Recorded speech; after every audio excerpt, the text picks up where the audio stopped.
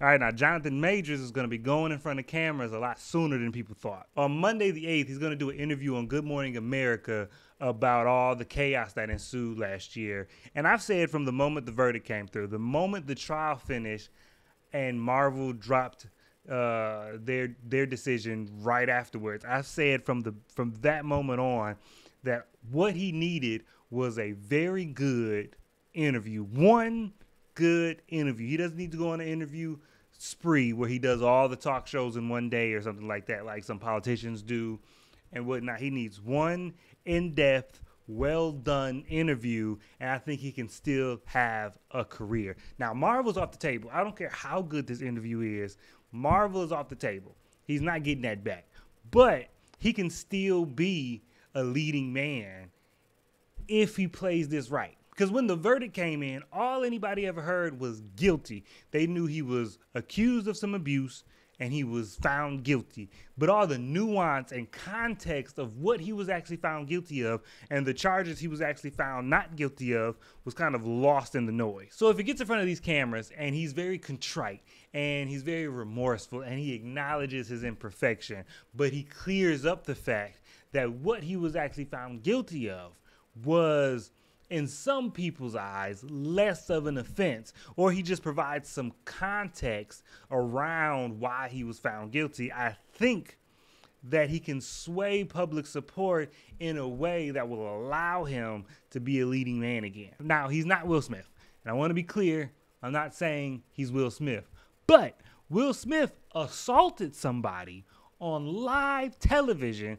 and Bad Boys 4 comes out this year. And he didn't do an interview because he's Will Smith. Now, some of the articles that's talking about this upcoming interview are suggesting that he might take a shot at Marvel for dropping him so quickly without considering the context of the situation.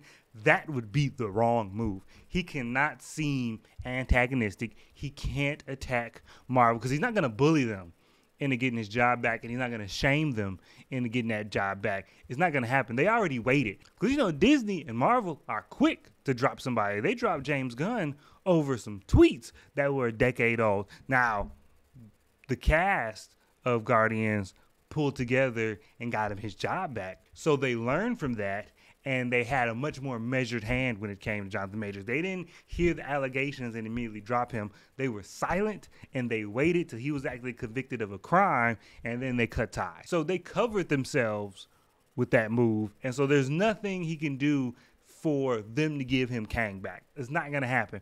But if he can sway public opinion from being 50-50, because it's really split on him, but if he can sway it from being 50-50 to 60-40 or even 70-30, then I think he can still, you know, in a year or two, be the lead in the movie. And he'll have to start back from square one a little bit. Like, he'll have to maybe do another A24 movie, do a really small drama movie where he's, you know, acting, but it's not a big budget movie.